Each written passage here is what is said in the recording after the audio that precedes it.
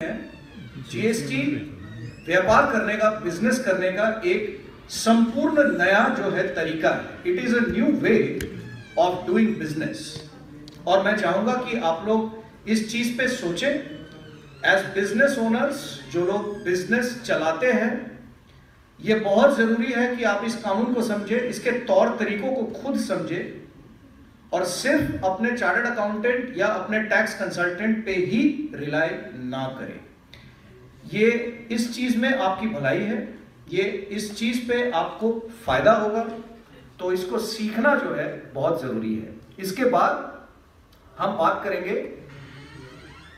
इस कानून का जो आपके बिजनेस पे जो है क्या इंप्लीकेशन है, ये आपके बिजनेस को कैसे इंपैक्ट करेगा। And last but not the least, सबसे अंत में हम बात करेंगे कि आपको क्या क्या चीजें वो करनी होगी जिससे आप अपने बिजनेस को जीएसटी की तरफ जो है ट्रांजिशन पे लेके जाए, जीएसटी की तरफ जो है आगे बढ़ेगा।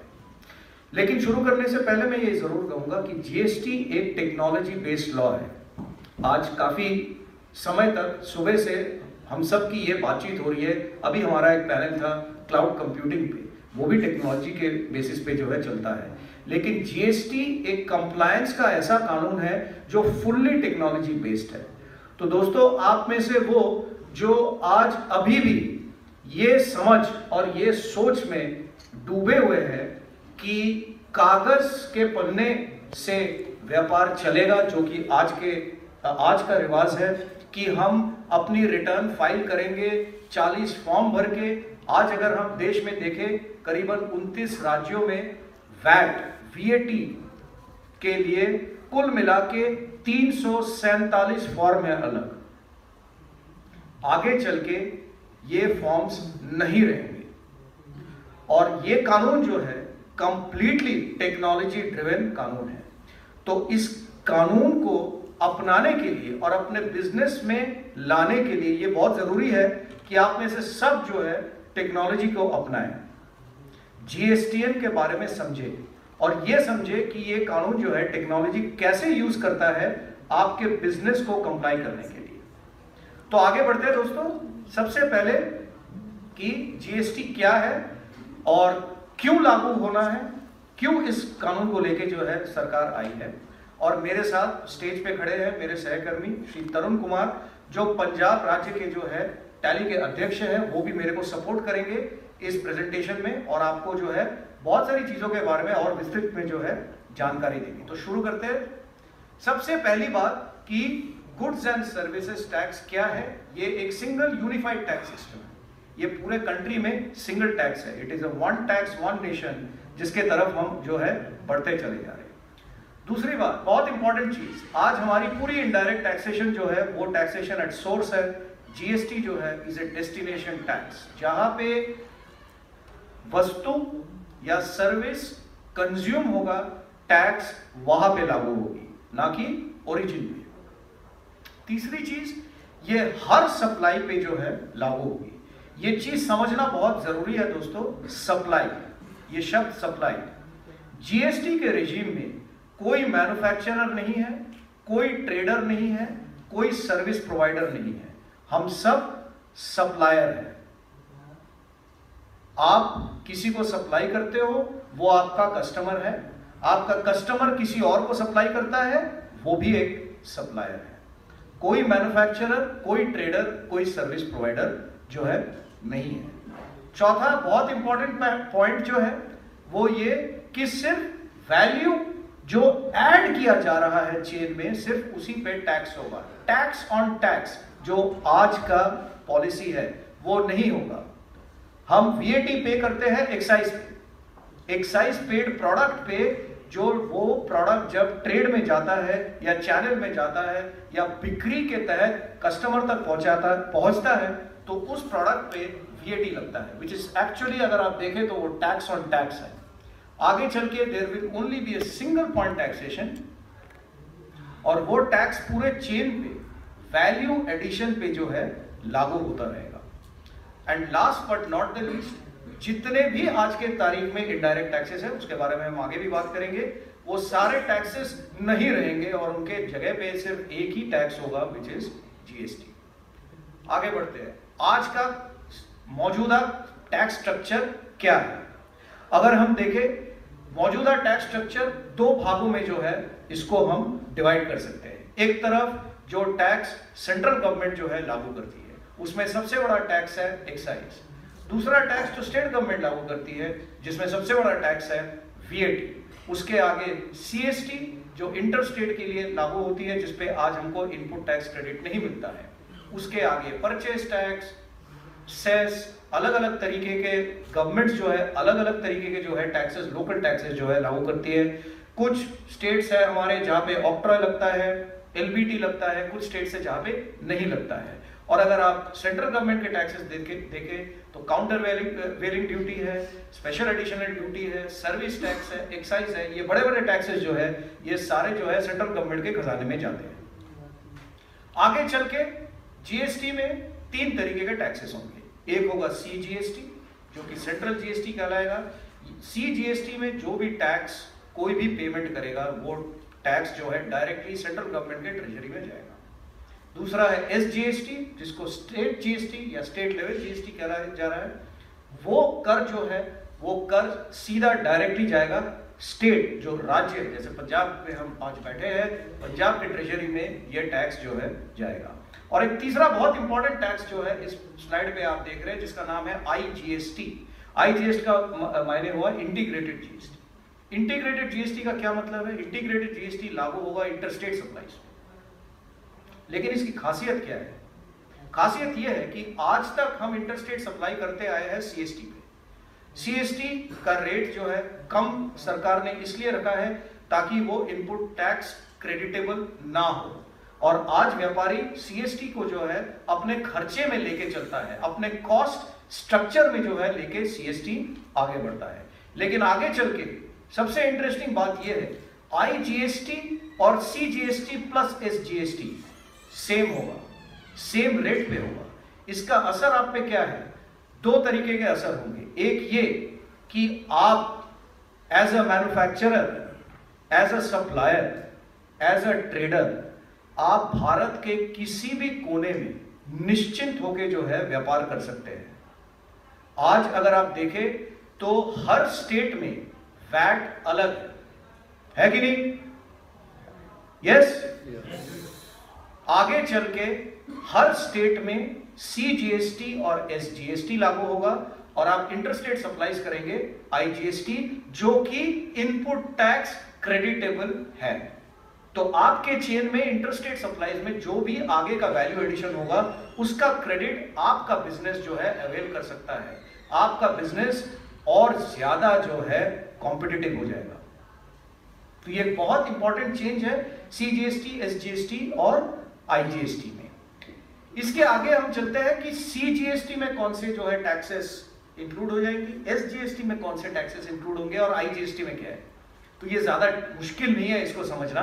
सीजीएसटी में मतलब मिसाल के तौर पे अगर देखी जाए तो ऑब्वियस है कि जो सेंट्रल गवर्नमेंट की टैक्सेस है वो सारी जो है सीजीएसटी में जो है सब्ज्यूम हो जाएगी। जो स्टेट लेवल की जो टैक्सेस है वो सारे स्टेट जीएसटी में जो है सब्ज्यूम हो जाएगी।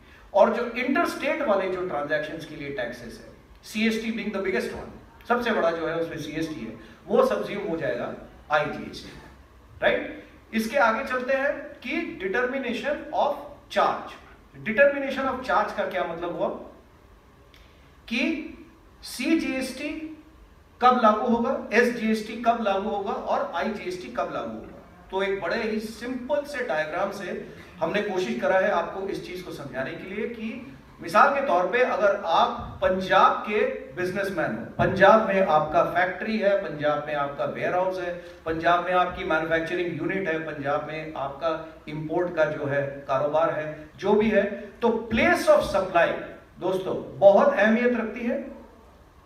Place of supply and place of sale. GST के रेजिम में आगे चल के आप देखेंगे कि प्लेस ऑफ सप्लाई बहुत बहुत इंपॉर्टेंट होने वाला है। क्यों? क्योंकि अगर आपका प्लेस ऑफ सप्लाई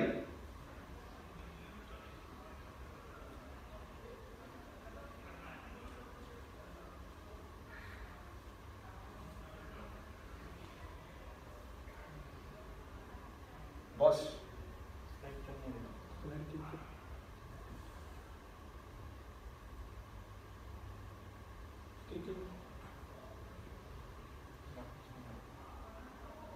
ग्राफिक्स नहीं आ रहे।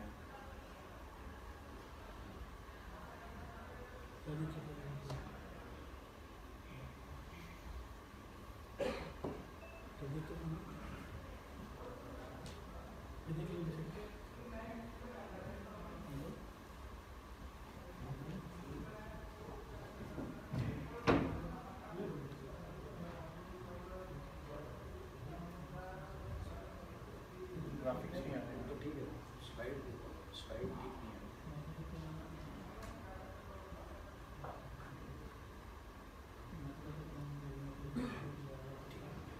इसी में तो CGST और SGST की बात कर रहे थे हम लोग।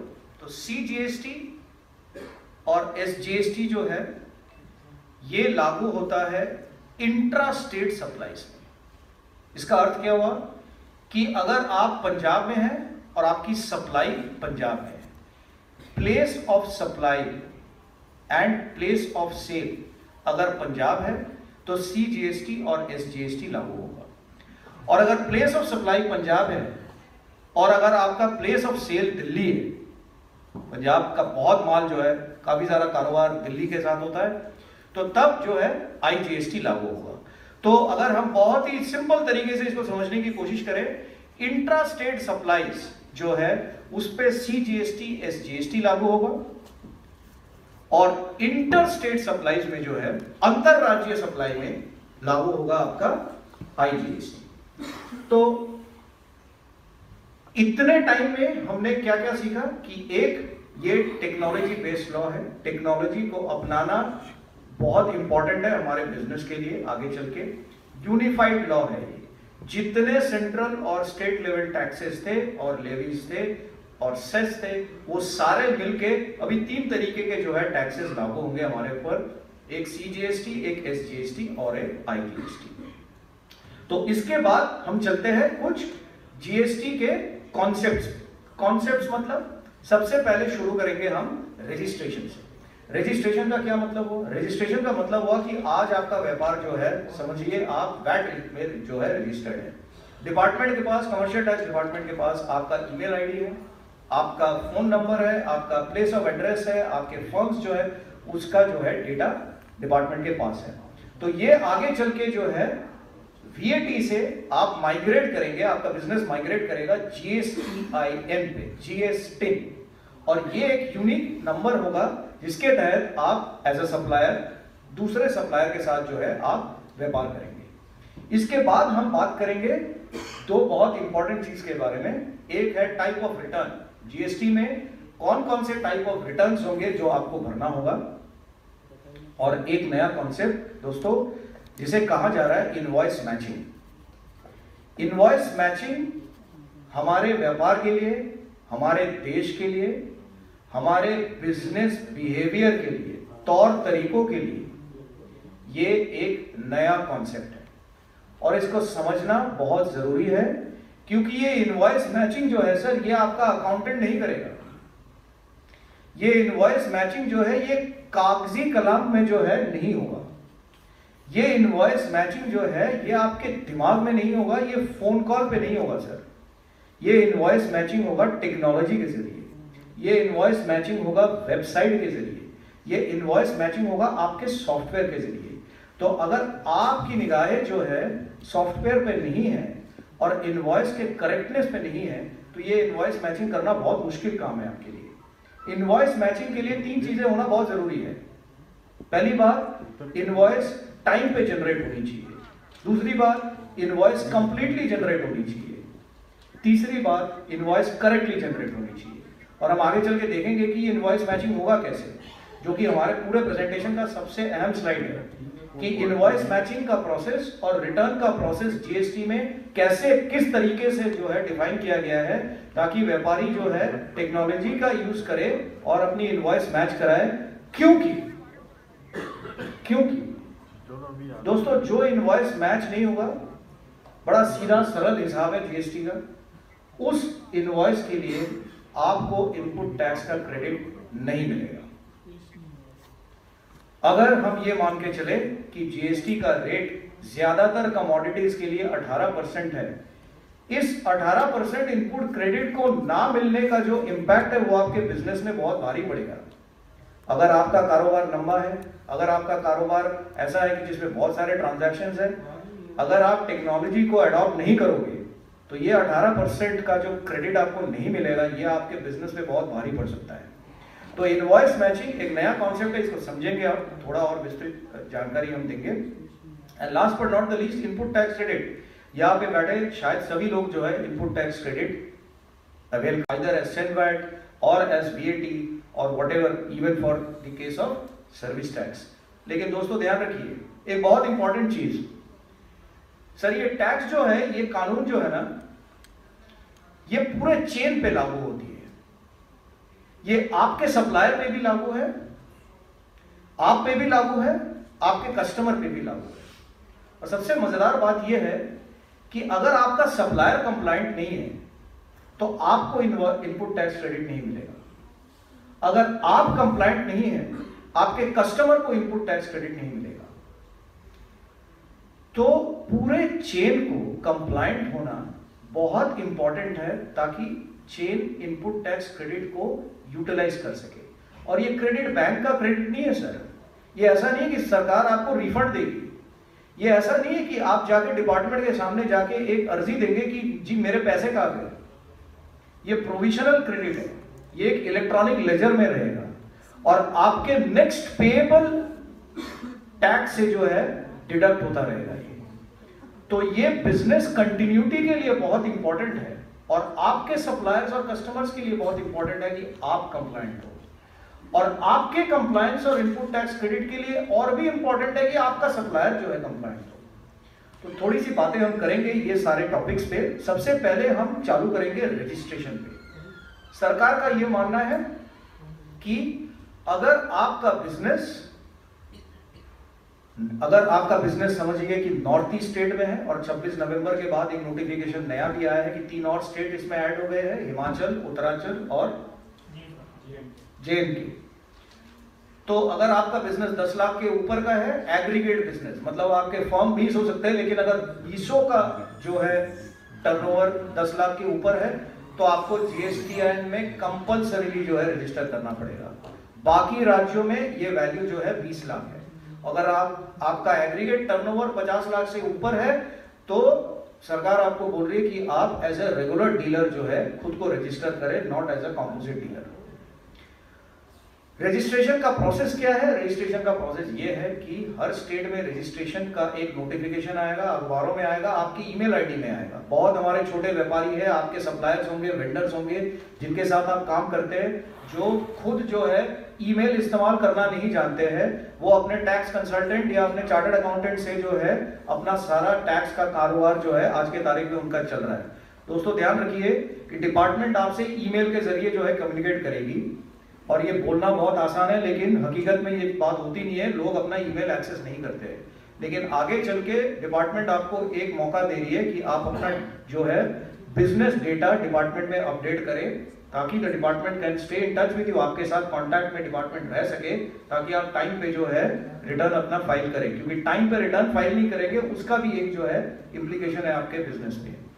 दूसरी बात कि जो भी आपके अलग अलग, अगर समझ लीजिए कि बिजनेसेस अलग अलग हैं, राइट। आप फॉर एग्जांपल आपकी मैन्युफैक्चरिंग भी है, आपकी ट्रेडिंग भी है, या आप दो अलग अलग तरीके की जो है बिजनेस करते हो। कहीं पे आप साइकिल पार्ट्स का बिजनेस करते हो तो कहीं पे आप कपड़े का बिजनेस करते हो। तो इनको सरकार कंसिडर करेगी एज बिजनेस वर्टिकल और हर बिजनेस वर्टिकल का जो है एक अलग जो है रजिस्ट्रेशन आपको करना पड़ेगा। अगर आपके 5 मुल्कों में 5 प्रांतों में अलग अलग ऑफिसेज है, उनकी रजिस्ट्रेशन अलग होगी उस स्टेट में, राइट। और अगर आपका बिजनेस का टर्नओवर जो वहां पे लिमिट्स हमने दिखाए थे 10 और 20 लाख वाले, उसके नीचे अगर हो तो रजिस्ट्रेशन आपके लिए जो है ऑप्शनल होगा। सरकार आपको ये आगे पकड़ेगी नहीं कि आप जो है जबरदस्ती जो है जाके रजिस्ट्रेशन कराएं। अब एक बहुत इंपॉर्टेंट चीज कि ये GSTN नंबर एक्चुअली है क्या, और ये समझना भी बहुत इंपॉर्टेंट है कि दोस्तों GSTN नंबर जो है इसमें 13 डिजिट है, जिसमें बीच के 8 डिजिट अगर आप देखें वो आपके पैन नंबर से जुड़ा हुआ है, वो आपके पैन नंबर से जुड़ा हुआ है। जो लास्ट 3 डिजिट्स है वो जीएसटीएन के सिस्टम जनरेटेड डिजिट्स होंगे और जो पहले 2 कोड है वो पंजाब का कोड है, राइट। तो आपका पैन नंबर अपडेटेड होना चाहिए ताकि आपका जीएसटीएन नंबर जो है ऑटोमेटिकली अपडेटेड हो जाए। पिछले साल सारे डिपार्टमेंट्स, जितने भी कमर्शियल टैक्स डिपार्टमेंट्स है, सभी कमिश्नर्स को बोला गया था कि पैन नंबर जो है रिवैलिडेट करवाएं। आई एम श्योर कि मैं कॉन्फिडेंटली कह सकता हूं कि आप में से बहुत लोगों ने जो है अपना शायद पैन नंबर भी जो है दोबारा डिपार्टमेंट से जो है डिपार्टमेंट के साथ मिलके जो है अपने वैलिडेशन करवाया। छोटे व्यापारियों ने तो बहुत पैमाने में जो है वैलिडेशन करवाया। इस वैलिडेशन का एक ही मकसद था कि जब पैन नंबर और जीएसटीएन नंबर एक यूनिक कोड होगा बिजनेस का, इसी पे जो है रिटर्न्स आपकी कैलकुलेट की जाएगी। तो पैन नंबर का अपडेशन जो है हमारे लिए बहुत इंपॉर्टेंट है। ये एनरोलमेंट शेड्यूल है। आज ही मैं आते आते जो है अखबार में पढ़ रहा था कि ये डेट्स जो है, जैसे पंजाब का डेट मेरे ख्याल से लास्ट के 2 जो हफ्ते थे दिसंबर के, उसमें जो है रजिस्ट्रेशन चालू हुई थी। और रजिस्ट्रेशन का क्या मतलब है कि आपको इंटीमेशन आएगा डिपार्टमेंट से कि आइए और जो है यूजर नेम और अपना पासवर्ड लीजिए, और लेने के बाद gstn.gov.in जो वेबसाइट है उसमें जाके थोड़ा सा लॉगिन करके देखिए कि आपके डिटेल्स जो है बिजनेस के डिटेल्स सही है कि नहीं। ये काम आज भी जारी है। बहुत ऐसे स्टेट्स हैं जहां पे रिस्पांस व्यापारियों से, बिजनेसेस से कुछ ज्यादा जो है इनकरेजिंग नहीं रहा है, ज्यादा पैमाने में लोग नहीं आए इसको करते हुए। तो आज ही मैं पढ़ रहा था कि काफी ऐसे स्टेट गवर्नमेंट्स है जिनका ये डिसीजन हुआ है कि भाई इसको और एक्सटेंड कर दिया जाए और इसका प्रचार हो ताकि रजिस्ट्रेशंस और बढ़े। लेकिन बहुत इंपॉर्टेंट है दोस्तों कि आप अपने चार्टर्ड अकाउंटेंट को कंसल्ट करें, आप अपने टैक्स प्रैक्टिशनर को कंसल्ट करें और जरूर जीएसटीएन नंबर जो है आप अप्लाई करें और उसको ईमेल के जरिए आप चेक करें। थोड़ा सा टाइम हम स्पेंड करेंगे इस टॉपिक पर। थोड़ा सा महत्वपूर्ण टॉपिक इसलिए है क्योंकि मैं बार बार एक चीज आपको बोलता आ रहा हूं, जीएसटीएन। जीएसटीएन का मतलब है जीएसटी नेटवर्क। ये जीएसटीएन असल में है क्या? ये बेसिकली एक पोर्टल है, ये एक वेब पेज है। आपका सारा, आपका तो क्या पूरे भारतवर्ष का इनडायरेक्ट टैक्स का डेटा जो है वही जीएसटीएन पोर्टल में जो है फ्लो करे। ये तो बहुत बड़ा सिक्योरिटी रिस्क हो सकता है। तो सरकार का ये मानना है कि हम एज गवर्नमेंट ऑफ इंडिया व्यापारियों को, बिजनेसेस को, एंटरप्रेन्योर्स को, कंपनीज को एनकरेज नहीं करना चाहते कि वो डायरेक्टली आके जीएसटीएन से इंटरेक्ट करें। तो सरकार ने क्या सोचा कि बिजनेस और जीएसटीएन के बीच में एक लेयर जो है उन्होंने क्रिएट करा, एक सर्विस एंटिटी उन्होंने क्रिएट करा जिसको कहा जाता है जीएसटी सुविधा प्रोवाइडर, शॉर्ट में जीएसपी। तो जीएसपी का काम क्या रहेगा सर? अगर आप आज जीएसटीएन के पोर्टल में जाएंगे, 34 कंपनियां, 450 कंपनी ने जो है एप्लीकेशन डाला था, उसमें से 34 कंपनियां जो है उनको क्वालिफाई किया गया है एज जीएसपी। तो जीएसपी का सबसे अहम काम क्या रहेगा? जीएसपी का काम यह रहेगा कि आपका जो टैक्स का डेटा है वो जीएसटीएन तक पहुंचाना, आपका रिटर्न आप तक पहुंचाना, आपके पैसे जीएसटीएन तक पहुंचाना और आपका जो रिटर्न फाइल होगा उसका चालान जो है आप तक पहुंचाना। ये जीएसपी का काम होगा। लेकिन ये काम बहुत भारी भरकम है। क्यों? क्योंकि अगर आप ट्रांजैक्शन वॉल्यूम देखें और अगर आप फाइनेंशियल एक्यूरेसी के पॉइंट ऑफ व्यू से देखें तो ये जीएसपी का काम बड़ा सेंसिटिव काम है सर। आगे चल के आप में से सब लोग जो है कोई ना कोई जीएसपी को आप लोगों को सिलेक्ट करना पड़ेगा, चूज करना पड़ेगा। तो जीएसपी को जो है ध्यान से चुनिए, कौन सा जीएसपी क्या सर्विस प्रोवाइड कर रहा है उसको जरूर समझे। अखबार जीएसपी के वेबसाइट पे जाके जरूर समझे कि वो क्या सर्विसेज प्रोवाइड कर रहे हैं और उसके बेसिस पे जो है आप जीएसपी को चुने। लेकिन ये मॉडल है, इस तरीके से जो है जीएसटी काम करेगा हमारे कंट्री में। एक सॉफ्टवेयर होगा, सॉफ्टवेयर से डेटा निकल के जाएगा जीएसपी पे, जीएसपी से डेटा निकल के जाएगा जीएसटी में। आगे चलते हैं और ये भी समझते हैं, ये भी एक छोटा सा इंफॉर्मेशन है, मैंने सोचा कि आप लोगों के साथ ये भी शेयर कर दूं कि टैली जो है, tally solutions is also qualified GST सुविधा प्रोवाइडर। तो आपका जाना माना सॉफ्टवेयर जो आपका हर अकाउंटेंट जो है इस्तेमाल करता है, मेड इन इंडिया प्रोडक्ट, देश के, भारत के व्यापारियों के लिए बनाया हुआ अकाउंटिंग सॉफ्टवेयर आज जीएसटी सर्विस प्रोवाइडर भी चुना गया है। तो हमारे लिए बहुत फख्र की बात है, बहुत गर्व की बात है। आगे चलते हैं और समझते हैं कि टाइप ऑफ रिटर्न्स। तो टाइप ऑफ रिटर्न्स में ये थोड़ा टेक्निकल मामला है, तो हमारे जो एक्सपर्ट है यहाँ पे खड़े हुए तरुण जी से समझेंगे कि टाइप ऑफ रिटर्न्स कौन कौन से हैं रेगुलर डीलर के लिए, क्योंकि ध्यान रखिएगा कॉम्पोजिट डीलर अभी भी जो है एग्रीगेट लेवल पे अपना टैक्स फाइल करेगा, लेकिन रेगुलर डीलर के लिए टाइप ऑफ रिटर्न्स कौन कौन सी है। और जो मैंने बड़ा इंपॉर्टेंट पॉइंट जो आप लोगों को बताया जो कि इनवॉइस मैचिंग का है, इनवॉइस मैचिंग हम कैसे करेंगे, उसके क्या इम्प्लीकेशंस होंगे, कौन कौन सी तारीखें जो है बहुत इंपॉर्टेंट है, वो हम समझेंगे तरुण जी से। थैंक यू जय सर। तो यहाँ पे हमें ध्यान देना पड़ेगा कि रिटर्न किस किस तरह की हमारे पास है। तो थोड़ा सा मैं वैट के बारे में थोड़ा सा बता देता हूँ कि आज की डेट में वैट में हम लोग क्या करते हैं, या तो मंथली रिटर्न भरते हैं या हम क्वार्टरली भरते हैं। तो डिपार्टमेंट से कितनी बार इंटरेक्शन हो रहा है साल में, अगर मंथली है तो 12 बार और क्वार्टरली है तो 4 बार प्लस एक एनुअल रिटर्न। ठीक है, तो मोटा मोटा 5 बार अगर क्वार्टरली है और अगर मंथली है तो 13 बार। तो जीएसटी में बढ़ने वाला है, तो कैसे बढ़ने वाला है मैं आपको दिखाना चाहता हूँ। पहले हम रिटर्न देख लेते हैं कौन कौन सी रिटर्न बनती है हमारी। ठीक है, तो सबसे पहली है सर, इसको बड़े ध्यान से समझना क्योंकि अब हमने इनके साथ बातचीत करनी है। ठीक है ना, तो GSTR1। अब सर ने एक बात और कही थी कि GSTR में लैंग्वेज चेंज है, परिभाषा चेंज हो गई। बिल्कुल, तो कोई सेल नहीं है, कोई परचेज नहीं है, क्या है, सप्लाई आउटवर्ड है और सप्लाई इनवर्ड है। तो पूरे लॉ में सप्लाई नहीं बताया गया, सेल नहीं बोला गया, ना परचेज बोला गया। इस चीज को ध्यान से समझिए। GSTR1 ये सर हमारी मंथली रिटर्न है और किसकी है, ये सेल आउटवर्ड की, सप्लाई आउटवर्ड की। तो ये कब जानी है, अगर मान लीजिए 1 अप्रैल को अगर लॉ आ जाता है तो सब्सिक्वेंट मंथ मीन्स की मई की 10 तारीख को हमें अपनी ये पूरी सेल सप्लाई आउटवर्ड चढ़ानी है। इसको हम क्या बोलेंगे, GSTR1। ठीक है सर, तो GSTR1 जो पहली रिटर्न है 10 तारीख को जारी है। देन बीच में जहां पे 2 लिखा ना, जहां पे 2A लिखा, ध्यान से देखना सर, 2A लिखा है, ये क्या है, ये सिस्टम जनरेट करके दे रहा है। ये कैसे दे रहा है मैं आपको आगे अच्छी तरह समझाऊंगा, पर भी बता देता हूँ। ये ऑटो पॉपुलेटेड होगी। ठीक है, ये ऑटो सिस्टम बना के देगा, और ये सिस्टम कब बना के देगा, 11 तारीख को। क्यों, क्योंकि 10 तारीख को आपके नाम पे किसी ने सेल चढ़ा दी है और 11 तारीख को बायर को नजर आएगी उसके सिस्टम में कि मेरे सप्लायर ने ये रिटर्न अपलोड कर दी है। तो 2A ऑटोमेटेड बन के आएगी। तो जैसे भी सर बोल भी रहे थे कि technology driven, total technology driven ही है, तो इसको जरा समझने की जरूरत है हमें। देन आगे चलते हैं। अब 2A आ गई मेरे पास, मुझे क्या करना है, इनवॉइस मैचिंग, क्योंकि इनवॉइस मैचिंग बहुत बहुत बहुत इंपॉर्टेंट कॉन्सेप्ट है, उसके बिना काम चलने वाला नहीं है, क्योंकि मेरा ITC पूरा का पूरा इनवॉइस मैचिंग डिपेंडेंट है।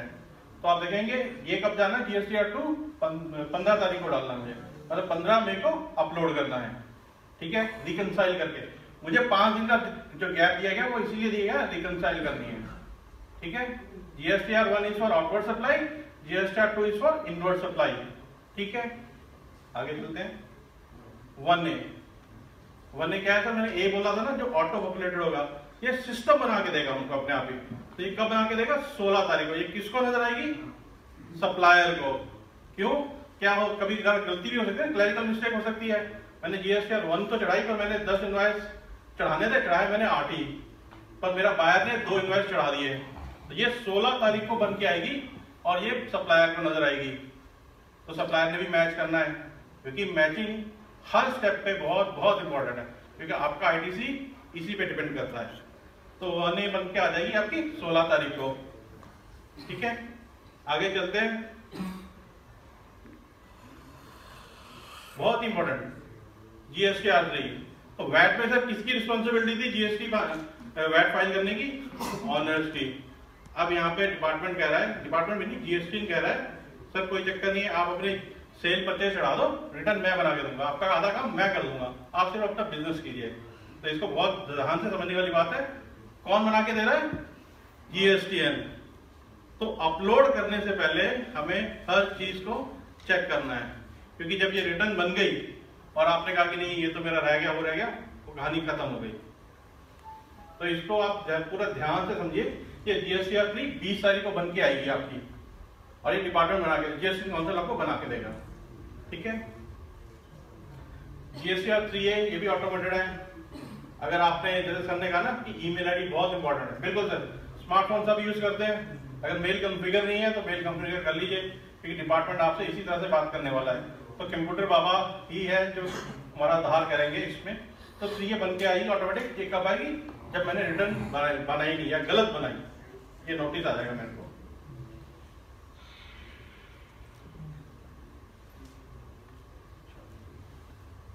GSTR 9 है, ये एनुअल रिटर्न है।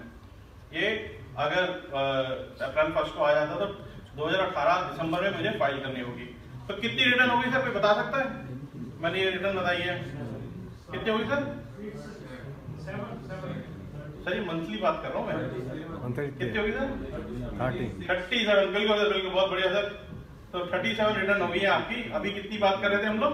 5 कर रहे थे अगर क्वार्टरली है, मंथली तो 12 या 13 बात कर रहे थे। अब हो गया 37। कैसे सर? 3 महीने की होगी है 36 और एक एनुअल रिटर्न, तो 37 बार। तो इंटरेक्शन लेवल देखिए सर कितना बढ़ गया है। 10 तारीख को आपने, 15 तारीख, 20 तारीख, ये तो याद करनी पड़ेगी। इंटरेक्शन देखिए सर, इंटरेक्शन कंप्यूटर बाबा, तो कंप्यूटर से ही बात होनी है, सब कुछ सारा कुछ टेक्नोलॉजी ड्रिवन ही है। तो ये पूरा का पूरा कंप्यूटराइज ही होने वाला है। और आप सबको अभी जैसे सर ने फिर कहा है, फिर से एक बार बोलता हूँ, स्मार्टफोन सबके पास है, ईमेल कॉन्फ़िगर कर लीजिए, क्योंकि बात उसी से होनी है। आपकी मेल आएगी, मेल पे ही आपने जवाब देना सब कुछ।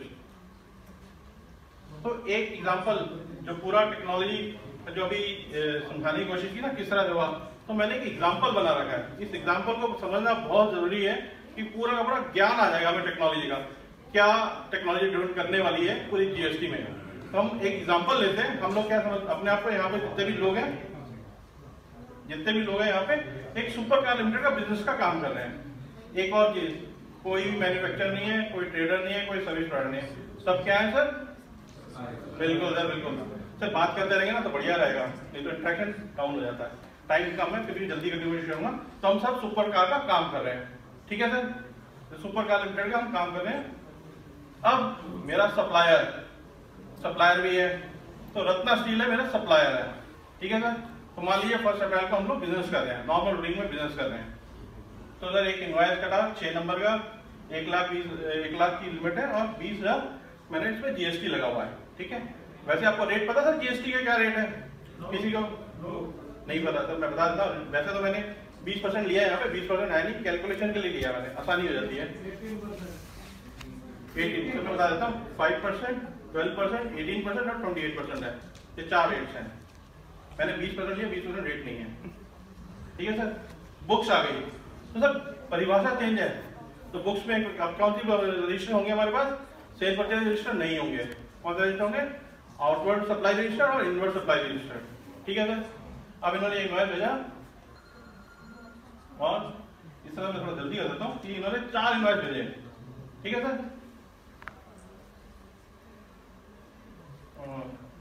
मेरे ख्याल से ग्राफिक्स काम नहीं कर रहे हैं इसमें। वही अपना लैपटॉप करना, एक लैपटॉप चेंज करना, क्योंकि ये समझना बहुत जरूरी है। और ये ग्राफिक्स चल नहीं रहे इसमें, नहीं आ रहा प्रॉपर। देखना ये कनेक्ट करके,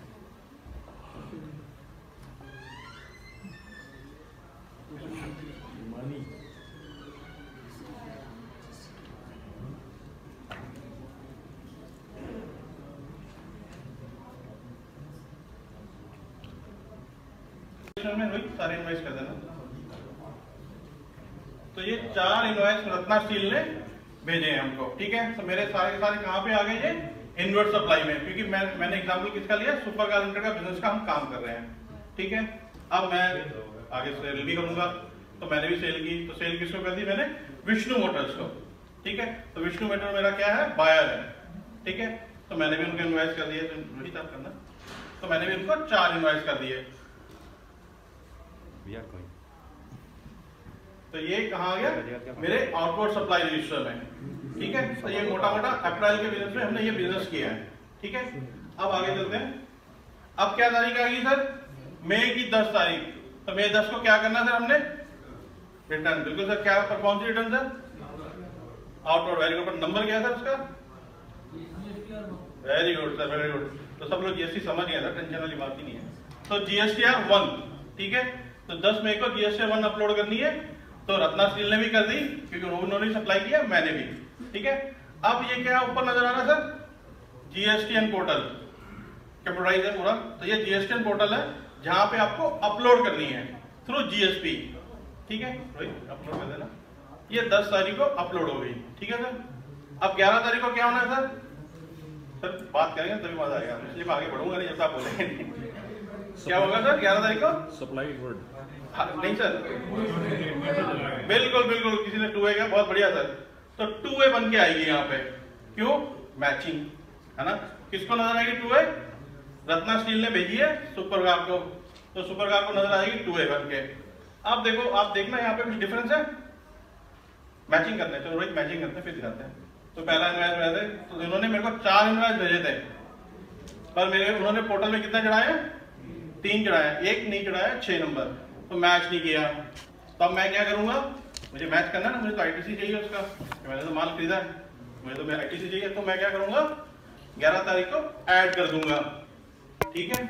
और 15 तारीख को क्या करना है sir, very good sir, GSTR2, तो GSTR2 15 तारीख को मैं अपलोड कर दूंगा, ठीक है। ये अपलोड हो गई। अब बहुत जबरदस्त चीज लिखी हुई है सर यहाँ पे, नहीं आ रहा तो मैं पढ़ के बता देता हूँ। प्रोविजनल ITC, इसको समझना बहुत जरूरी है, प्रोविजनल ITC क्यों लिखा है, वो आगे बताता हूँ आपको। 15 तारीख को मेरे को 45,000 का प्रोविजनल ITC मिल गया। तो 16 तारीख आ गई, 16 तारीख को क्या होगा सर, 1A बनेगी, ऑटोमेटेड सिस्टम बना के दे रहा है। तो 1A कहाँ नजर आएगी, मेरे सप्लायर को, कि मैंने उसके नाम पे बिल चढ़ा दिया है। तो देखेगा अच्छा गलती से रह गया मेरे साथ, तो उन्होंने भी ऐड कर लिया, मैच कर लिया। तो क्या हो गया, पूरा पूरा फ्लो मैच हो गया यहाँ पे। अब 20 तारीख को क्या होगा, मुझे कुछ नहीं करना है, मुझे तो मैच करके छोड़ देना है। 20 तारीख को डिपार्टमेंट GST काउंसिल आपको रिटर्न देगा। 20 तारीख को क्या बन के आएगी हमारी सबकी, GSTR3, ठीक है सर। और GSTR3 बन के आ गई, 20 तारीख को ही मुझे पेमेंट करनी है, बिल्कुल, ठीक है। तो ये मैंने पेमेंट कर दी। अब 21 तारीख को मैंने कहा था ना सर प्रोविजनल है, 21 तारीख को क्या होगा भाई, आप चेक करना, एलिजिबिलिटी फॉर ITC 45,000, क्या मुझे बन जाएगा ITC 1। ITC 1 21 तारीख को बन के आ जाएगा। क्यों बन के आ जाएगा, क्योंकि मेरे सप्लायर ने पेमेंट कर दिया तो मुझे मिल गया, ठीक है। आगे करते हैं, एक मोबाइल आगे, ये हो गया ITC का करना चाहिए, राइट। सो दोस्तों, हमारे पास काफ़ी सारा इंफॉर्मेशन अभी भी बाकी है, लेकिन अफसोस की बात यह है कि आयोजकों का जो कहना है वो ये कि भाई एक और पैनल जो है तैयार बैठिए एक दूसरा डिस्कशन लेने के लिए। तो शायद हमको जो है संक्षेप में इस सेशन को जो है ख़त्म करना पड़ेगा। हाँ, ये बात ज़रूर है कि अगर दर्शक चाहे तो हम शायद जो है और थोड़ा विस्तृत जानकारी हम दे पाए, लेकिन वो मैं आप लोगों पे छोड़ता हूँ। जी कंटिन्यू करें, ठीक है। उसके बाद लंच, फिर नेक्स्ट सेशन। शुक्रिया, थैंक यू वेरी मच। बहुत आभारी है आपके कि आप लोग जो है सेलर, मैंने कहा कि आपके ऊपर जो है या आपके पीछे जो है, अगर वो कंप्लाइंट नहीं है तो आप भी कंप्लाइंट नहीं हो, आपका टैक्स जो है वो प्रोविजनल बन के रह जाएगा, वो आप एलिजिबल नहीं होंगे उस इनपुट टैक्स क्रेडिट के लिए। तो सबसे पहले जो है, अगर आप ग्राफिक में देखें तो सेलर जो है वो सरकार को टैक्स जो है, कर का रकम जो है पहले जमा करेगी, उसके बाद जो है बायर को इनपुट क्रेडिट मिलेगा। तो ये खेल जो है, ये गेम हमको बहुत अच्छे से समझना है। तो अगर हम आगे बढ़े और देखें कि buyer gets input credit if seller pays GST, इसका क्या मतलब हो कि कस्टमर को तभी इनपुट क्रेडिट मिलेगा जब सप्लायर, जो प्राइमरी सप्लायर है, वो जो है GST में कर का रकम जमा करता है। लेकिन इसमें खास बात यह है कि बायर या कस्टमर को तभी मिलेगा जब सप्लायर जो है GST का रकम भरेगा, नहीं तो उसको नहीं मिलेगा। So there is no question of any arbitrary credit, तभी मिलेगा आपको जब आपका सप्लायर जो है कंप्लायंट है। आगे बढ़ते हैं। ये छोटा सा स्लाइड है, लेकिन ये थोड़ा सा इंफॉर्मेटिव स्लाइड है, वो इसलिए क्योंकि इसमें हम थोड़ा सा आपको ट्रीटमेंट बताएंगे कि CGST, SGST और IGST का टैक्स जो सेट ऑफ होगा अगेंस्ट कोई दूसरा टैक्स, उसका ट्रीटमेंट क्या होगा, उसके नियम कौन से हैं, उसके तौर तरीके कौन से हैं। तो सबसे पहले हम देखेंगे ट्रीटमेंट ऑफ CGST।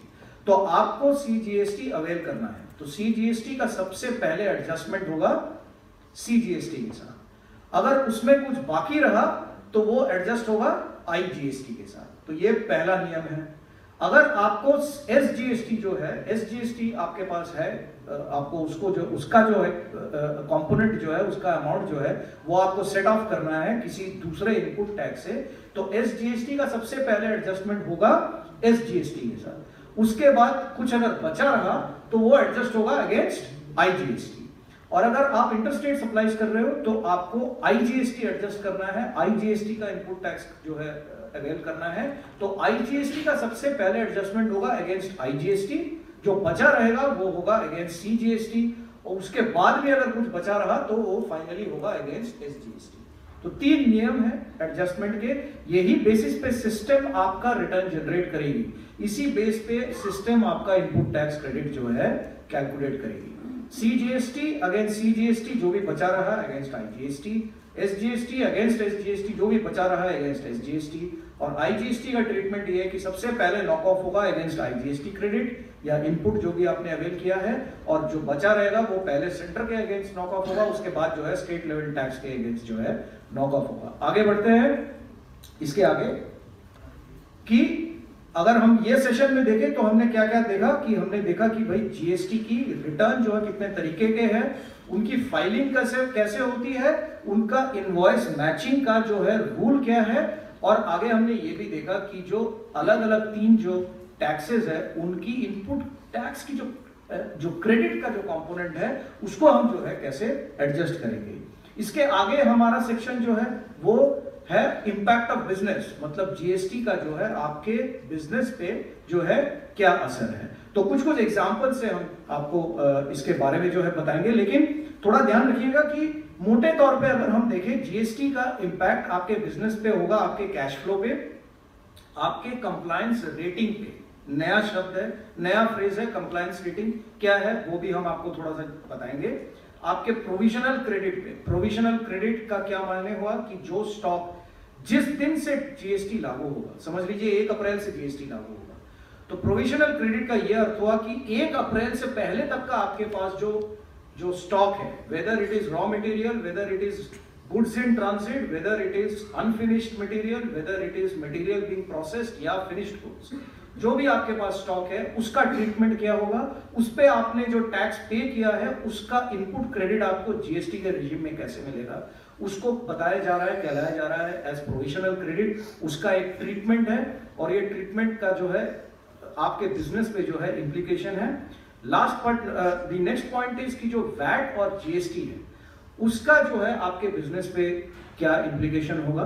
वैट जो आपने पे किया है, GST जो आप पे करने जा रहे हैं, और एक नई चीज GST रिजीम में जो आपके बिजनेसेस के फर्दरेंस में, अकाउंटिंग टर्मिनोलॉजी में एक कहावत है कि फर्दरेंस ऑफ बिजनेस, मतलब आपके व्यापार के लिए आपके जो खर्चे हो रहे हैं, जो एक्सपेंसेस हो रहे हैं, उसकी ट्रीटमेंट जो है GST में क्या होगी। तो ये 5 विषय हैं जो आपके बिजनेस में इंपैक्ट होंगे, इससे और भी कई ज्यादा है लेकिन ये 5 मेन है। तो ये संभव नहीं होगा हमारे लिए कि ये 5 पे जो है हम बहुत डिटेल में आपके साथ बातचीत करें। 2-3 विषयों पे जरूर हम जो है फोकस करेंगे। सबसे पहले हम शुरू करते हैं कि कंप्लायंस रेटिंग, जो एक नई चीज मैंने आपको बताई, इसका क्या महत्व है, ये आपके बिजनेस पे कैसे इंपैक्ट करेगा। तो दोस्तों, कंप्लायंस रेटिंग का ये मतलब हुआ कि जैसे मैंने आपको बताया शुरुआत में कि जो सिस्टम ऑफ रिटर्न है, जो रिटर्न का कैलकुलेशन है, जो आज के तारीख में आप मैनुअली कर रहे हो या किसी सॉफ्टवेयर से कर रहे हो, ये आगे चल के कंप्यूटर सिस्टम जो है, सरकार का जो सिस्टम है, वो आपके लिए रिटर्न जनरेट करेगी। आपको बताएगी कि बॉस इस महीने आपको 6,123 रुपए जमा करना है। अगर आपने जमा कर दिया तो आप कंप्लायंट हो गए, लेकिन आपने जमा नहीं किया तो आप नॉन कंप्लायंट हो गए। अगर आपने लगातार जमा नहीं किया तो आप लगातार नॉन कंप्लायंट रहोगे, और उस पर गवर्नमेंट जो है, सरकार जो है, आपको एक रेटिंग देगी। आप में से ऐसे कितने लोग हैं जिन्होंने पिछले साल इनकम टैक्स भरा और डिपार्टमेंट से आपको एक सर्टिफिकेट मिला, ब्रॉन्ज या प्लैटिनम का? किसी को मिला? किसी को मिला? जो सॉरी, किसी को पता ही नहीं है। जो पर्सनल इनकम टैक्स, जैसे मैंने भरा पर्सनल इनकम टैक्स, तो मेरे को जो सीपीसी है सरकार का वो डिपार्टमेंट जो पर्सनल एसेसीज का जो है इनकम टैक्स का मुआयना करती है, उस डिपार्टमेंट ने मेरे को एक सर्टिफिकेट भेजा दोस्तों। बड़ा अच्छा लगा कि भारत के नागरिक होने के नाते एक सर्टिफिकेट मेरे को मिला सरकार से कि आप कंप्लायंट हैं, आपने कर भरा है। और उसके लिए सरकार के 3 तरीके के सर्टिफिकेट्स हैं, एक ब्रॉन्ज है, एक सिल्वर है और एक प्लैटिनम है। तो डिपेंड करता है कि आप कौन से टैक्स स्लैब में हैं, उसके बेसिस पे सरकार ने आपको जो है इंटीमेशन दिया हुआ है। कंपनी मेरे को तनख्वाह देने के टाइम पे टीडीएस काट के जो है तनख्वाह देती है। आज मेरे मोबाइल फोन में हर 3 महीने में जो है डिपार्टमेंट से मेरे को एक एसएमएस मिलता है कि पिछले 3 महीने में आपके कंपनी ने आपके खाते में इतना टीडीएस जमा किया है।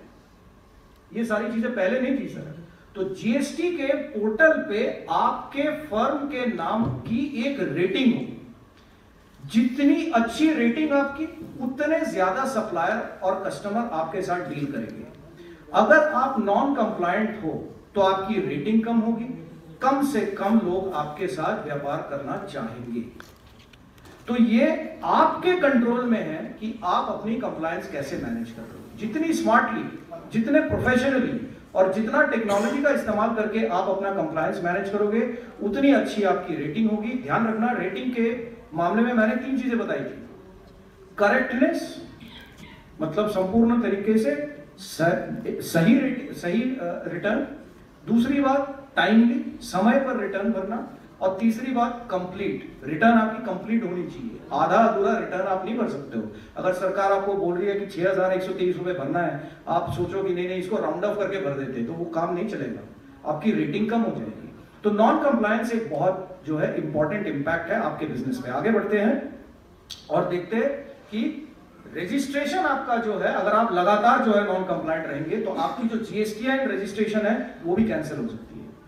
तो बहुत इंपॉर्टेंट है दोस्तों कि ये रजिस्ट्रेशन और टाइमली रिटर्न फाइलिंग हमारे बिजनेस के लिए बहुत जो है इंपॉर्टेंट है। हम फायदे में रहेंगे अगर हम कंप्लायंट रहेंगे। तो आगे चलते हैं। ये एक विषय है जो शायद हमसे ज्यादा चार्टर्ड अकाउंटेंट कम्युनिटी, राजीव जी बैठे यहाँ पे, उनके नॉलेज में शायद ये जो है उनके डोमेन में है, उनके एक्सपर्टीज में जो है ये टॉपिक है। लेकिन थोड़ा सा मैं वक्त जाहिर करूंगा आपका इस टॉपिक के बारे में थोड़ा चर्चा करने के लिए। मोटे तौर पे कैलकुलेशन बड़े सिंपल है, नंबर पे मत जाइएगा। मोटे तौर पे कानून क्या बोल रही है आज की तारीख में, व्यापार के बढ़ोतरी के लिए अगर आप कुछ खर्चा कर रहे और अगर उस खर्चा करने में जो आपके सर्विस प्रोवाइडर का बिल आ रहा है, अगर वो एक जीएसटी कंप्लायंट बिल है, अगर वो एक जीएसटी कंप्लायंट बिल है, then for furtherance of business, that is the technical term, Rajiv ji सही बोला मैंने, फर्दरेंस ऑफ बिजनेस पे आपका जो एक्सपेंडिचर है उस पे आप जीएसटी का इनपुट टैक्स क्रेडिट ले सकते हो, अवेल कर सकते हो। अभी आप एक चीज सोचो कि आप में से बहुत लोग हैं जो मैन्युफैक्चरर्स हैं, आपके डाउनस्ट्रीम सप्लायर्स हैं, डिस्ट्रीब्यूटर है। भारतवर्ष में डिस्ट्रीब्यूशन का जो नेट मार्जिन है सर 2.5 से 3% के ज्यादा आज तक नहीं गया पिछले 60 साल में। इतने कम मार्जिन में एक डिस्ट्रीब्यूटर जो है सिर्फ अपने स्टॉक के रोटेशन पे जो है निर्भर है अपने कमाई के लिए। जितना उसका स्टॉक रोटेट करता है महीने में, साल में, क्वार्टर में, उतनी ज्यादा उसकी कमाई है।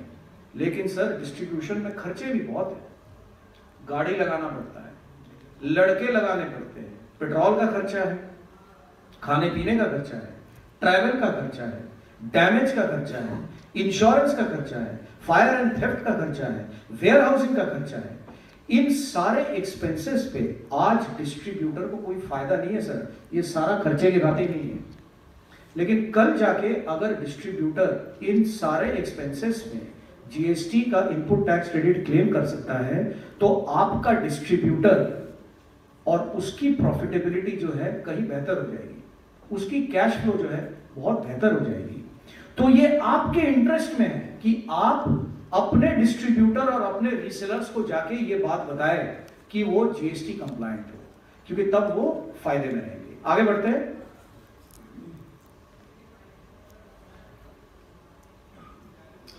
ये बात मैंने पहले भी छेड़ी कि ITC ऑन क्लोजिंग स्टॉक।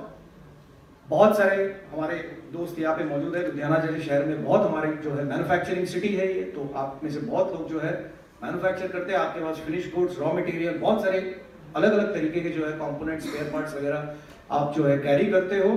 तो दोस्तों इसमें सिर्फ एक छोटा सा पॉइंट है जो मैं आपको बताना चाहूंगा कि आपको उसी स्टॉक पे इनपुट टैक्स क्रेडिट मिलेगा जिसकी आपने अकाउंटिंग करी हो with proof of supply in the last 12 months. पिछले 12 महीने में जितनी भी आपकी स्टॉक इनवर्ड हुई है, जिसके लिए आपके पास इनवॉइसेस मौजूद है, परचेज इनवॉइसेस, सिर्फ उसी पे जो है ये इनपुट टैक्स क्रेडिट आपको जो है मिलेगा।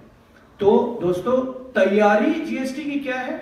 तैयारी ये है कि स्टॉक पे नजर रखिए, स्टॉक के एजिंग पे नजर रखिए, वो चंद रिपोर्ट निकाले जो आपके स्लो मूविंग इन्वेंट्री को आइडेंटिफाई कर सके।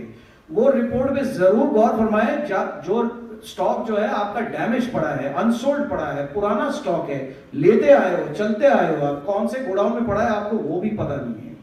कल आपको ये इंफॉर्मेशन बहुत जरूरी पड़ेगा और इसका इंफॉर्मेशन का सही उपयोग जो है आपके लिए बहुत इंपॉर्टेंट है। आगे बढ़ते हैं। तो हम कह रहे हैं कि दोस्तों इंप्लीकेशन मोटे तौर पे क्या है कि आपका बिजनेस चेंज कैसे होगा। चेंज इस तरीके से होगा कि सर रेटिंग देख के आपके सप्लायर कस्टमर के पास भी जो है एक चॉइस हो जाएगी, उनके सामने भी जो है सरकार जो है एक चॉइस प्रोवाइड करेगी कि भाई ये 4 स्टार बिजनेस है, ये 2 स्टार बिजनेस है, अब चॉइस आपकी है, आपको किसके साथ जो है व्यापार करना है। It is as simple as that sir. तो कंप्लायंट होइए, टेक्नोलॉजी को अपनाइए, अपने बिजनेस प्रोसेसेस को अपडेट कीजिए, ऑटोमेट कीजिए, और बहुत इंपॉर्टेंट बात, अकाउंटिंग स्टैंडर्ड्स को इंप्लीमेंट कीजिए। अकाउंटिंग स्टैंडर्ड्स, सिंगल एंट्री का जमाना गया सर, बिल्टी का जमाना गया, ट्रांसपोर्टर को बगैर इनवॉइस का माल देने का जमाना गया। अभी हर चेन को इनपुट टैक्स क्रेडिट के बगैर पूरा चेन आपका जो है अनकॉम्पिटिटिव हो जाएगा। अगर आपका बगल वाला व्यापारी 18% का इनपुट टैक्स क्रेडिट अवेल कर रहा है और आप नहीं कर रहे हो, आपकी प्राइसिंग, आपकी कॉस्टिंग सफर करेगी। तो ये तौर तरीके हमको बदलने होंगे। आगे चलते हैं। तो ये हमने सीखा कि बिजनेस पे आपका क्या इंपैक्ट है। काफी सारे 5-6 पॉइंट्स मैंने बताए, सारे पॉइंट्स हमने जो है डिटेल में नहीं देखा, लेकिन input tax on tax credit on expenses और रेटिंग वाली बात जो है उस पर हमने थोड़ा सा टाइम स्पेंड किया। ये हमारा लास्ट सेक्शन है कि एज ए बिजनेसमैन, व्यापारी होने के नाते हमको क्या करना चाहिए जीएसटी के लिए तैयार होने के लिए। तो हमारे पॉइंट्स इसमें क्या है? सबसे पहली बात कि ऑब्वियसली आपको कंप्लायंट होना है। उसके बाद कि आपको जो कंप्लायंट आपके सप्लायर्स और आपके कस्टमर्स जो है, आपको उनको भी एनकरेज करना पड़ेगा टू बिकम कंप्लायंट। और इसमें एडुकेशन बहुत इंपॉर्टेंट है। अगर आप मैन्युफैक्चरर है और अगर आपके 60 वेंडर है और 600 सप्लायर है, तुरंत उनको बुलाइए, उनसे बात कीजिए, उनको कानून समझाइए। दोस्तों ये एक इतना बड़ा चेंज है, ये एक इतना बड़ा चेंज है कि हमने वैट के टाइम पे भी जो है कई जो है वक्ता यहाँ पर बोल के गए कि टैली जो है वैट के टाइम पे भी जो है व्यापारियों को हमने बहुत हेल्प किया था। लेकिन हम दावे के साथ आपको कह सकते हैं कि सर छोटे व्यापारी, मध्यम वर्गीय जो व्यापारी है हमारे देश के, अगर उनको हमने जाके एडुकेट नहीं किया, अगर उनको हमने जाके जो है इस जीएसटी के कानून के बारे में सही विस्तृत जानकारी अगर हमने नहीं दिया, तो उनका बिजनेस बंद हो जाएगा sir. Their business will come to a standstill। इस बात को हमें समझना जो है बहुत इंपॉर्टेंट है। आगे बढ़ते हैं। तो आज हमको क्या करना चाहिए कि अगर हमको जीएसटी में जो है ट्रांजिशन करना है, तो सबसे पहले हमें बुक्स ऑफ अकाउंट और जो रिटर्न फाइल कर रहे हैं हम, उसकी एक्यूरेसी जो है हमको बिल्ड करनी पड़ेगी। इसके आगे कि हमारे जो टैक्स क्रेडिट्स है उसकी डिटेल्स जो है, हमारे स्टॉक, एग्जिस्टिंग स्टॉक की अकाउंटिंग जो है करना हमारे लिए बहुत जरूरी है। और टैक्स फाइलिंग के टाइम लेंस, 3 चीज मैंने बताया, कंप्लीट, एक्यूरेट एंड टाइमली। आगे बढ़ते हैं कि ये लास्ट पॉइंट को थोड़ा सा आप नोटिस करें कि GST is a transaction level tax. ये समझना हमारे लिए बहुत इंपॉर्टेंट है। ये कंसोलिडेटेड टैक्स नहीं है। आज हमारे छोटे व्यापारी अगर उनकी टर्नओवर 20 लाख है तो टैक्स भरने से पहले वो टैक्स कंसल्टेंट को फोन करते हैं कि इस महीने कितना भरना है। जब आप एक इनवॉइस लेवल कंप्लायंस सिस्टम की तरफ आप जा रहे हो तो ये समझना हमारे लिए बहुत इंपॉर्टेंट है कि हमारी इनवॉइस की एक्यूरेसी जो है आज से बहुत अधिक जो है होनी चाहिए और बेहतर होनी चाहिए। आज हमारे व्यापार का क्या नियम है? सप्लायर हमको इनवॉइस देता है, वो इनवॉइस कहाँ जाता है? दराज में जाता है, फाइल में जाता है, इनवॉइस की एंट्री होती है। इनवॉइस की एंट्री होती है, इनवॉइस एंटर नहीं होता है सर, इनवॉइस की एंट्री होती है और एक खाते में नोट किया जाता है कि इसकी पेमेंट डेट कब है। सप्लायर हमको फोन करता है 3 बार 4 बार, उसके बाद एक चेक बनता है, या तो कंसोलिडेटेड चेक या बिल वाइज चेक। वो चेक जो है सप्लायर को जाता है। सर मैं दावे के साथ आपको कह सकता हूं ये हमको तरीका बदलना पड़ेगा। We have to shift to the accrual system of accounting, जहां पे हमको इनवॉइसेस को रियल टाइम में प्रोसेस करना पड़ेगा। क्यों? क्योंकि आपका सप्लायर इनवॉइस रेज करते ही जो है उसको अपलोड कर रहा है जीएसटीएन के सिस्टम में। तो अगर आप उसको फाइल या दराज में डाल के बैठ जाएंगे 60 दिन के लिए तो काम नहीं चलेगा। आपका इनपुट टैक्स क्रेडिट जो है आप अवेल नहीं कर पाओगे। तो आपको आपका परचेज इनवॉइस जो है रियल टाइम में आपको प्रोसेस करना पड़ेगा। आगे चलते हैं। तो इसके लिए सॉफ्टवेयर का एडॉप्शन, जीएसटीएन का अंडरस्टैंडिंग और डेटा का जो इंटरेक्शन होगा जीएसटीएन के साथ, ये समझना हमारे लिए बहुत जरूरी है। तो बहरहाल दोस्तों, मेरे ख्याल से भूख सभी को बहुत जबरदस्त लगी है। टॉपिक बहुत बड़ा है और जैसे मैंने कहा बहुत ही चर्चित टॉपिक है आज की तारीख में। हमारी कोशिश ये थी कि भूखे पेट में जो है थोड़ा सा आपको जीएसटी के बारे में हम थोड़ा सा इंफॉर्मेशन दे दें। फिलहाल बिफोर एंडिंग मैं आपको थोड़ा सा जानकारी दे दूं कि we have an app which is called Tally for GST। इसको एंड्रॉयड या एप्पल आई स्टोर से जरूर डाउनलोड करें, फ्री ऐप है। इस ऐप में आपको 2 अलग अलग चीजों की जानकारी मिलेगी। अगर आपको जीएसटी के बारे में पढ़ना है तो हम रेगुलरली ब्लॉग्स के जरिए लोगों को एडुकेट करने की कोशिश कर रहे हैं और वही ब्लॉग जो है जीएसटी के ऐप में आपको दिखेगा। और एक बहुत इंपॉर्टेंट चीज आपको ये दिखेगी कि उसमें एक कैलेंडर है। कैलेंडर में कोई भी तारीख अगर आप क्लिक करेंगे तो पंजाब के कोई ना कोई शहर में टैली किसी ना किसी ऐसे एसोसिएशन के साथ जुड़ी हुई है जहां पे हम कोई ना कोई इवेंट कर रहे हैं। तो जरूर आप उस इवेंट में आइए। आप, आपके सप्लायर, आपके वेंडर्स, आपके डिस्ट्रीब्यूटर्स, कोई भी रीसेलर्स उसमें अब जो है आके कुछ भी जानकारी लेना चाहे वो निःशुल्क है, कोई उसमें खर्चा नहीं है। जरूर हमारे लोकल टीम से जो है कांटेक्ट करें और आके पार्टिसिपेट करें। थैंक यू वेरी मच, शुक्रिया आपका कि आपने अटेंड किया। कोई भी जानकारी चाहिए प्लीज हमको आके जो है कांटेक्ट कर सकते हैं। Thank you.